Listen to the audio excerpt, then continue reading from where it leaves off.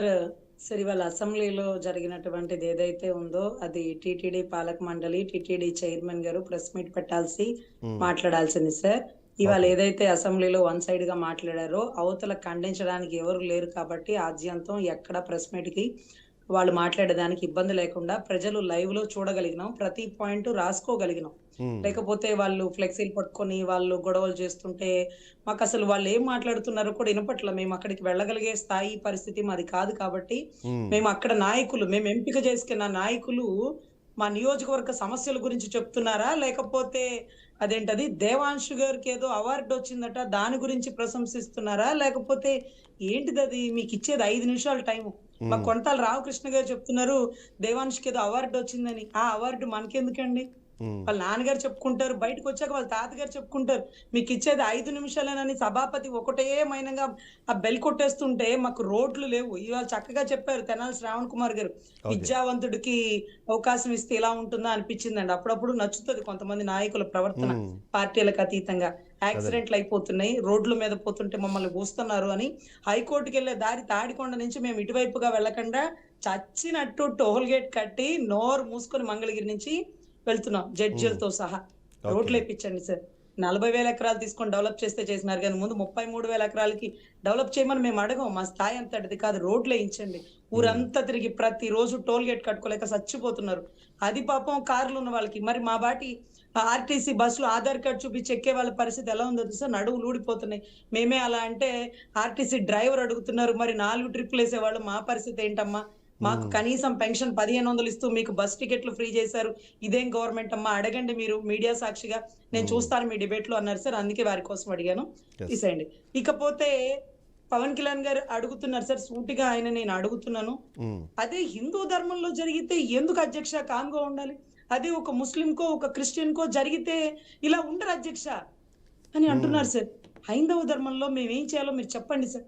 మీరు హ్మ్. చెప్పండి. మాకు దేవుడంటే చాలా భక్తి. ఎంత భక్తంటే, ఆ భక్తి కోసం ఈరోజు ఎన్నో కోల్పోతున్న వాళ్ళం కూడా చాలా మందున్నారు. మీకు చెప్పండి. హైందవ ధర్మంలో మా ధర్మానికి ఇబ్బంది కలిగిస్తున్నారు వారెవరో మాకు తెలీదు. మా హ్మ్. ధర్మానికి ఇబ్బంది కలుగుతుంది. మేమేం చేయాలో చెప్పండి. హరిహర వీరమల్లులో ధర్మం అంటే భజన చేయడం కాదు, ధర్మం అంటే నిలబడడం అంటూ ఒక స్లోగన్ ఇచ్చారు. ఏఎం రత్నం గారి డైలాగ్ కాబట్టి. హ్మ్. ఇప్పుడు మీరు చెప్పండి. అసెంబ్లీ సాక్షిగా హిందువులుగా మేమేం చేయాలో మీరు చెప్పండి. పొల్లు పోకుండా అంగుళం కూడా తగ్గకుండా హైందవ గుళ్ళ దగ్గర ధర్నా చేయమంటారా? హ్మ్. లేకపోతే ఆ 36 మంది నేరగాళ్ళు ఎవరైతే ఉన్నారో, మా ఏదైతే స్వామివారి ప్రసాదాన్ని కల్తీ చేశారో వాళ్ళ ఇళ్ళ మీదకెళ్ళి నిప్పులు పెట్టమంటారా? హిందువులం మేము ముస్లిమ్స్ కంటే, క్రిస్టియన్ కంటే బలమైన వర్గం మేము. ఏం చేయమంటారు మమ్మల్ని? మీరు చెప్పండి. ఓకే. మీరు చెప్పండి. ఇది చాలా ఎలా ప్రొవోకేషన్ సార్. ఎంత ప్రొవోకేషన్ అంటే, అరె! క్రిస్టియన్ ధర్మం మీద ఇలా దాడి చేస్తే ఊరుకుంటారా? హ్మ్. ముస్లిం ధర్మం మీద దాడి చేస్తే ఊరుకుంటారా? ఒక హైందవ ధర్మం మీద దాడి చేస్తే మేము ఊరుకుంటామా? అరె! ఊరుకోవద్దు. ఏం చేద్దాం? మీరు చెప్పండి. ఏం చేద్దామో చేసేద్దాం. హ్మ్. అరె! సనాతన ధర్మ పరిరక్షణ బోర్డ్ అంటారు.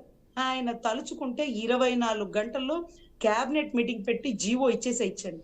అవును. ఇంతవరకు ప్రభుత్వం వచ్చి 20 నెలల్లో ఆ బోర్డ్ పెట్టాలి, పెట్టాలని కాషాయం బట్టలు కట్టుకొని ఆయన మెట్లన్నీ కడుగుతున్నారే కానీ, ఆ బోర్డ్ పెట్టట్ల. ఆయన తలుచుకుంటే అయిపోదును. ఆ బోర్డ్‌లు పెడితే గోమాంసం ఎకరాలు, కింటాలు కోల్డ్ స్టోరేజ్‌లు నింపుతున్నటువంటి వారు ఏ మీరు ఎంపీ తాలూకా మనుషులైనటువంటి సనాతన ధర్మంలో మొదటి పాదంలో ఆవు హ్మ్. నుంచుంటుంది. ఆ ఆవును అవును. చంపేస్తున్నారు. గొర్రెపోతును కోసినోళ్ళని రోడ్డు మీద నడిపించుకొనెళ్ళే బదులు, ఆవు మాంసాన్ని కేజీలు విదేశాలకు ఎగుమతి చేస్తూ, దేశ ప్రతిష్టను దిగజారుస్తున్న ఈ రాష్ట్రంలో కోల్డ్ స్టోరేజ్ ఓనర్ ఎవరు? దాన్ని నడిపిస్తున్న వారెవరు? ఎన్నో కేజీల కింటాల మాంసాలు, ఎన్నో ఆవుల్ని బలికొన్న వారెవరినో కనుక్కుందాం. సనాతన కానీ ఒక చిన్న ధర్మంలో పాయింట్ మొదటి యాక్చువల్లీ నాకొక పాదంలో ఐడియా ఉండేటటువంటి వచ్చింది. విషయ సమాచారం. నాకొక ఐడియా వచ్చింది మీరు చెప్పండి. ఆయనకి పంచాయతీరాజ్ శాఖను తీసేసి నిజంగా ఎండోమెంట్ శాఖ తీసుకుంటే ఇవన్నీ చేయడానికి ఈజీ అవుతుందేమో. అట్లాంటిది ఒక సజెషన్ ఏమైనా ఇద్దామా ఆయనకి? పవన్ కళ్యాణ్ గారికి? Sir, sir. సార్, ఇది మనము ఆయన్ని ఎగతాళి చేసే పరిస్థితి గాదు. ప్రతి ఒక్కరం హ్మ్. ధర్మంగా నిలబడాల. కానీ మాకేం చేయాలో తెలియట్లా. ఆయన్ని దిశానిర్దేశం చేయమంటున్నాం. ఆయన రైట్. పంచాయతీ శాఖలో ఉండొచ్చు, డిప్యూటీ సీఎం స్థాయిలో ఉండొచ్చు, లేకపోతే సీఎం గారే మాకు దిశానిర్దేశం చేస్తే మీరలా చేయండమ్మా హిందువులంటే మేము చేస్తాం. మేము సిద్ధంగా ఉన్నాం. మేము హ్మ్. ముస్లిమ్స్ కంటే, క్రిస్టియన్స్ కంటే పోరాడే పటిమ ఎక్కువుంది మాకు. రైట్. క్షత్రియ ధర్మాన్ని కలిగిన వాళ్ళం. అర్రే! ఛత్రపతి శివాజీ మహారాజ్ వారసులం. జై భవానీ అనే వాళ్ళం. చెప్పండి మీరు ఏం చేద్దాం అంటే అదే చెప్పండి. అదే అని చెప్తారు ఏం కదా, గత చేద్దామన్నా ప్రభుత్వ ఇందులో హయాంలో రెడీ. సో దయచేసి మీరు హయాంలో దిశానిర్దేశం చేయాలని మేము కోరుకుంటున్నాం సార్. అధికారంలో ఉన్నప్పుడు రథాలను తగలబెట్టారు, గుళ్ళల్లో ఉన్న విగ్రహాల తలలు తీసేశారు, ఇలాంటివన్నీ చేసినప్పుడు వాటన్నిటి గురించి మనం మాట్లాడలేదు కాబట్టి ఆ స్థాయి మారి ఇప్పుడు తిరుపతి దేవస్థానానికి సంబంధించిన ప్రతిష్టను దిగజార్చడం కోసము లడ్డూనే కల్తీ చేసేసారు. అదే ఆయన చెప్తున్నారు, అప్పుడే మనం స్పందించాల్సిందే అన్నది ఆయన పాయింట్. ఎస్ సార్ ఇప్పుడు ఎగ్జాక్ట్లీ 36 మంది నిందితులు ఉన్నారు. ఇప్పుడు తొందరగా స్పందించి వాళ్ళని రోడ్డుకి ఇడ్చుకొచ్చేసేయండి సార్, వాళ్ళని అరెస్ట్ చేసేసేయండి సార్, అవసరం అయితే ఏమైనా చేసేసేయండి సార్, మేమెవ్వరం కాదనం. ఆ తప్పు చేసిన వారికి ఎంతటైనా భగవంతుడే శిక్ష వేస్తాడని మీరే స్వయంగా చెప్పారు. అదృష్టం ఏంటంటే ఇవాళ మీరు హెరిటేజ్ అనే పదాన్ని వాడలేదు. 2005లో 2 కొండలు 7 కొండలు అనేది పదాన్ని కూడా గౌరవ డిప్యూటీ సీఎం గారి నోట్లోంచి ఆ పదాలు రాలేదండి. అంటే నాకు అర్థం కాలేదు ఏంటంటే అతను డిప్యూటీ ఉప సభాపతి గారు అంటున్నారు, అప్పుడే అయిపోయిందా? అరే మీరు మాట్లాడుతుంటే ఇంకా వినాలనిపిస్తుంది. చాలా బాగా మాట్లాడారు అంటున్నారు. ఏం మాట్లాడారు? త్రివిక్రమ్ గారి డైలాగులు మాట్లాడారా? 5 నిమిషాలు టైం ఇచ్చి రాష్ట్ర సమస్యల గురించి చెప్తే 4 నిమిషాలకే బెల్లు బరా బరా బరా నొక్కేటటువంటి ఉప సభాపతి గారు ఈ రోజు గౌరవ పవన్ కళ్యాణ్ గారు మాట్లాడుతుంటే ఆద్యంతం వినాలని ఉందట. ఇదేంటో మరి. సరే ఎనీవే మంచి విషయాలు చెప్తున్నారు. హైందవ ధర్మంలో మేము ఏం చేయాలో మా బాధ్యతలు చెప్పమని హిందూ సామాజిక వర్గం అంతా అడుగుతున్నాం సార్. మేమందరం పోరాడడానికి సిద్ధంగా ఉన్నాం. ధర్మం అంటే భజన చేయడం కాదు, ధర్మం అంటే పోరాడడం. జై భవానీ, జై శివాజీ. రైట్ వంశీ గారు, సో కొన్ని క్వశ్చన్స్ అయితే వచ్చాయి. సో అందులో ముఖ్యంగా 2005లో వచ్చిన జీవో గురించి మీరు మాట్లాడుతున్నారు, 2007లో వచ్చిన జీవోకి సంబంధించి డిస్కషన్ చేస్తున్నారు. కానీ అంతకు ముందు కూడా అదే పరిధి ఉంది. ఆ పరిధిని ఎక్స్టెన్షన్ చేస్తూ 27.5 చదరపు కిలోమీటర్ల పరిధిలో ఉన్న టీటీడీ ప్రాంతాన్ని 332 చదరపు కిలోమీటర్లకి పెంచింది ఆయన. కానీ ఆ జీవోలు రద్దు చేస్తామని మాట్లాడిన దానికి సంబంధించిన బయట కూడా రిలీజ్ చేశారు. అదొక క్వశ్చన్. సెకండ్ క్వశ్చన్ ఇప్పుడు అడిగారు, నిజంగానే హైందవ ధర్మాన్ని కాపాడుకోవడం కోసం మనం ఏం చేయాలి, కొద్ది పవన్ కళ్యాణ్ గారిని అడిగి చెప్తే బాగుంటుంది అనేది. సో ఆ 2 ప్రశ్నలకి మీరు సమాధానం చెప్పాలి సార్. శేఖర్ రెడ్డి గారు పాపం ఈనాడు పేపర్ని పదే కోడ్ చేస్తా ఉన్నారు. ఈనాడు పేపర్ 747 రద్దు చేస్తా అన్నారు. ఈనాడు పేపర్ని బాగా కోడ్ చేస్తా ఉన్నారు సార్. ఇదే ఈనాడు పేపర్లో జగన్మోహన్ రెడ్డి గారిని 420 అని చాలా సార్లు అన్నారు సార్.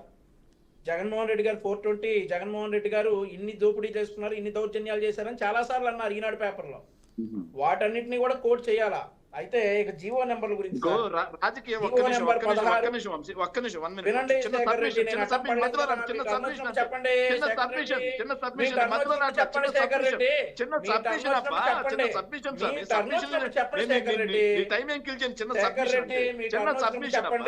ఈనాడు పేపర్ పునరుద్ధరణ కాదు, చంద్రబాబు నాయుడు మాట్లాడింది అక్కడ.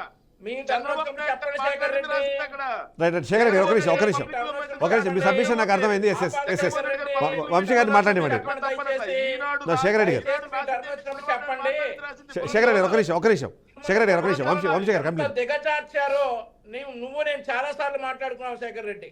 తిరుమల కొండలు మీరు ఎంత దిగజార్చారో నేను చాలా సార్లు నీకు చెప్పా. మీ దగ్గర ఆన్సర్ ఉందే చెప్పండి. ఇంత తిరుమల కొండ మీద ఇంత బాధపడిపోతా ఉన్నారు కదా. అవును, చాలా బాధపడిపోతా ఉన్నారు మీరు తిరుమల కొండ గురించి. నేను మొన్న కూడా అడిగా, జగన్ రెడ్డి రక్షక గోవిందా గోవిందా అన్నప్పుడు ఏం చేశారు? అయ్యా జగన్ నేను కూడా వెళ్ళి నన్ను రక్షించు గోవిందా ఎందుకు మాట్లాడలేకపోయారు?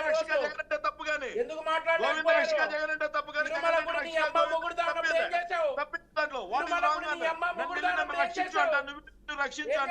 నిన్ను రక్షించంటావు తప్పే ఉంది. రక్షించండి తప్పే ఉంది. జగన్మోహన్ రెడ్డి గారిని రక్షించండి తప్పేంటి? ఇప్పుడు నేను సమర్థిస్తున్నారా? ఇప్పటికీ శేఖర్ గారు దానికి ఎక్స్ప్లెనేషన్ ఇవ్వండి మీరు. సమాధానం చెప్పొచ్చా? నేను సమాధానం చెప్పొచ్చా? చెప్పండి. ఒక్క నిమిషం అండి. తిరుమల కొండ మీదకి చిదంబరం రెడ్డి గారు మీరు వెళ్తారండి, గోవిందా నన్ను రక్షించంటారు అంటారండి. ఖచ్చితంగా దానికోసమే అంత దూరం వెళ్ళేది. గోవింద రక్షక జగన్ అంటే తప్పు, కానీ జగన్మోహన్ రెడ్డి రక్షక గోవింద అంటే తప్పేందని జగన్మోహన్ రెడ్డి రక్షించండి. తెలుగు రావు, ఇంగ్లీష్ రాదు, సో మీరు దాని డెఫినేషన్ ని బాబు నేను కొండ మీదకి వెళ్తా నన్ను రక్షించంట, నా పిల్లల్ని రక్షించండి. నేను అంటానప్పా, మా కొడుకుని చూపించి మా నిహాల రక్షించు స్వామి అంట, నా కూతుర్ని చూపించి మా హరిలక్ష్మి రక్షించు స్వామి అంట. తప్పేంది? What is wrong? Right right ఒక నిమిషం శేఖర్ రెడ్డి గారు ఒక నిమిషం గోవింద రక్షక జగన్ అంటే తప్పు కానీ జగన్మోహన్ రెడ్డి రక్షక గోవింద అంటే తప్పే. తప్పేం చెప్పు నువ్వు? తెలుగు రాదు, ఇంగ్లీష్ రాదు. రైట్ శేఖర్ రెడ్డి గారు ఒక నిమిషం వంశీ గారు ప్లీజ్ శేఖర్ రెడ్డి గారు ఒక నిమిషం వంశీ గారు కంటిన్యూ ప్లీజ్ వంశీ గారు కంటిన్యూ తెలుగు రాదు, హిందీ రాదు. శేఖర్ రెడ్డి గారు ఒక నిమిషం వంశీ గారు కంటిన్యూ నెంబర్ 338 డేటెడ్ 16/9/2005 సార్. 7 కొండల పరిధిని 2 కొండల పరిధిని చేస్తూ ఇచ్చినటువంటి జీవో. మీరు ఇందాక అన్నట్లుగా ఆ తర్వాత 2 సంవత్సరాలు దాని మీద తీవ్రమైనటువంటి వ్యతిరేకత రావడంతో హిందూ సంఘాల నుండి జీవో నెంబర్ 746 అండ్ 747 ఇచ్చారు సార్ రాజశేఖర రెడ్డి గారు. తిరుమల పరిధిని 7 కొండలకు పెంచుతూ ఇచ్చిన జీవో సార్ ఇది. కారణం 2 కొండలకు పరిమితి చేసి మిగతా కొండల మీద వ్యాపారం చేయాలనుకున్నారు. ఆ రోజుల్లో టౌన్షిప్ కట్టాలనుకున్నారు.